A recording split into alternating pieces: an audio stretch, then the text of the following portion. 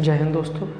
आज आप सभी लोगों के लिए हम बहुत दिनों के बाद में एक वीडियो लेकर आए हैं न्यूमेरिकल के आंकिक प्रश्न की, और जिसमें हम आपको बताएंगे कि इस प्रश्न को किस प्रकार से सॉल्व करेंगे, और हम आपको ये भी बताएंगे कि ये परीक्षा के लिए कितना उपयोगी है, कैसे इसको करना है, क्या इसके बारे में है। ठीक है बच्चों, तो आप सभी लोग हमारे चैनल #शिवाते-लहर को सब्सक्राइब कर लें, लाइक कर लें, कमेंट कर लें और अधिक से अधिक शेयर भी कर दें। ठीक है बच्चों, हम लोग आगे बढ़ेंगे। सबसे पहले हमारा जो प्रश्न है वो कह रहा है हमसे एक प्रिज्म के पदार्थ का अपवर्तनांक √2 है एवं प्रिज्म कोण 60 डिग्री है। कह रहा है कि अल्पतम विचलन की स्थिति में ज्ञात कीजिए। क्या ज्ञात करना है मुझे? अल्पतम विचलन कोण ज्ञात करना है मुझे, आपतन कोण ज्ञात करना है और अपवर्तन कोण ज्ञात करना। बहुत ही सरल सवाल है और ये बोर्ड परीक्षा की दृष्टिकोण से बहुत ही सूटेबल, बहुत अच्छा प्रश्न है जिसके आने की संभावनाएं कुछ विशेष हैं। ठीक है, क्योंकि ये पिछले साल क्या, इससे पहले भी लगभग में आता रहा है, तो इसके आने की विशेष संभावनाएं हैं। तो आप लोग देखेंगे, हमसे कह रहा है एक प्रिज्म के पदार्थ का अपवर्तनांक कितना है? √2 है। प्रिज्म कोण कितना है? 60 डिग्री है। तो अपवर्तनांक जो होता है उसको हम लोग किससे लिखते हैं? n से डिनोट करते हैं। किससे करते हैं? n से डिनोट करते हैं। और n मुझे कितना दे रखा? √2। मुझसे कह रहा है कि प्रिज्म कोण कितना है? 60 डिग्री है। कितना है? 60 डिग्री। मुझसे कह रहा है कि अल्पतम विचलन की स्थिति में ज्ञात कीजिए। क्या ज्ञात करना है? अल्पतम विचलन कोण, मतलब मुझे सबसे पहले फाइंड करना फर्स्ट पार्ट में डेल्टा m। ठीक है, इसके बाद मुझसे कह रहा है कि आपतन कोण ज्ञात करो। आपतन कोण क्या हो गया? I हो गया। किस में? सेकंड पार्ट में। थर्ड पार्ट में मुझसे कह रहा है कि अपवर्तन कोण ज्ञात कीजिए।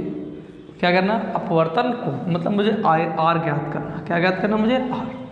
तो इसके लिए आप सभी लोगों ने देखा होगा कि हम लोगों ने एक चैप्टर नंबर 9 में प्रिज्म के पदार्थ का अपवर्तनांक एक डेरिवेशन है, उसमें हम लोगों ने स्नेल के नियम के थ्रू आया है, जिसका फार्मूला है कुछ इस प्रकार का, sin A + Δm/2 upon sin A/2 = n। ठीक है, देखिए तो मुझे क्या बता रहा है फार्मूला? क्या है हमारा? sin A + Δm/2 sin A/2 = n। तो इसमें मुझे A का वैल्यू पता है, n का वैल्यू पता है, पर मुझे क्या नहीं पता है? डेल्टा m का मान नहीं पता।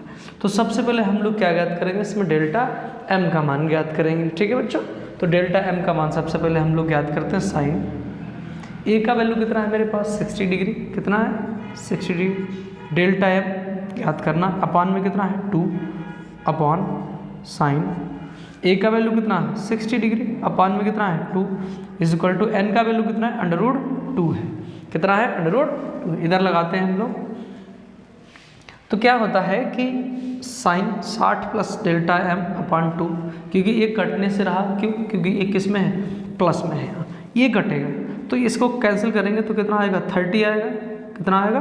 30, क्योंकि 60/2 है, 60 को 2 से भाग करेंगे कितना आएगा? 30 डिग्री आएगा। तो यहाँ इसको करते हैं हम लोग, साइन 60 + Δm/2 अपॉन साइन, इधर कितना हो गया? 60 था, 2 से भाग करते कितना रह गया मेरे पास में? 30 रहेगा। कितना रह गया? 30 = कितना हो गया? √2 हो गया।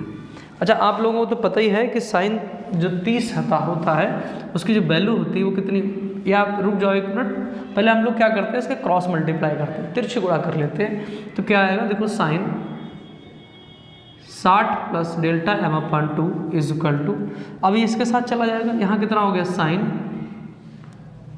कितना हो गया? 30 प्लस इंटू अंडर में कितना है? 2 है। कितना बच्चों? √2 है। आप लोग बड़ा मन लगा के पढ़ेंगे। साइन 60 + Δm/2 = अब देखिए साइन 30 का जो वैल्यू होता है 1/2 होता है। कितना होता है? 1/2 इंटू अंडर में कितना है? 2 है। इसका मल्टीप्लाई करेंगे कितना आ जाएगा? √2/2 आ जाएगा।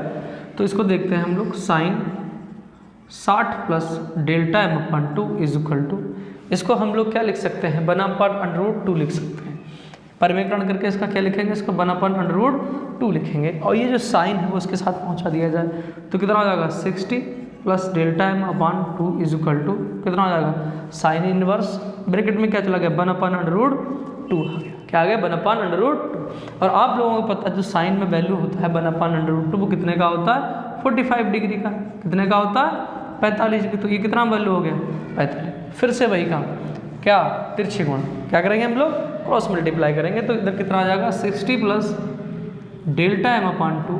डेल्टा m/2 क्यों अब 60 प्लस डेल्टा m अब ये किसके साथ चला गया इसके साथ चला गया। तो ये कितना हो गया इज इक्वल टू 90 डिग्री। कितना हो गया 90 डिग्री। मुझे यहाँ से क्या निकालना डेल्टा m फाइंड करना है। तो कितना हो जाएगा 90 माइनस के 60 कितना बचेगा डेल्टा m 30 डिग्री। तो मेरे पास अल्पतम विचलन कोण का मान कितना आया 30 डिग्री का मान आया। कितना है बच्चों 30 डिग्री का मान आया। अब इसके बाद मुझसे देखिए फर्स्ट पार्ट मैंने सॉल्व कर लिया। अब मुझसे कह रहा है कि आई का वैल्यू ज्ञात करो। किसका वैल्यू ज्ञात करना मुझे आई का ज्ञात करना है। तो इसके लिए भी एक फार्मूला हमने इसी डेरिवेशन से निकाला था आई का। तो क्या आया था I is equal to a plus delta m/2। अब देखिए बच्चों मेरे पास ए का वैल्यू भी है यहाँ से। अब मेरे पास डेल्टा m का वैल्यू यहाँ से है।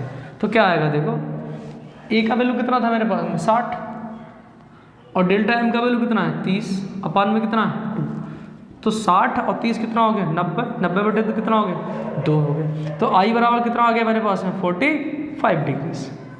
कितना आ गया 45 डिग्री। बहुत बढ़िया आप लोग। इसके बाद मुझे क्या ज्ञात करना आर का वैल्यू ज्ञात करना। क्या ज्ञात करना आर का वैल्यू ज्ञात करना। तो आर के लिए फार्मूला होता है are is equal to a/2।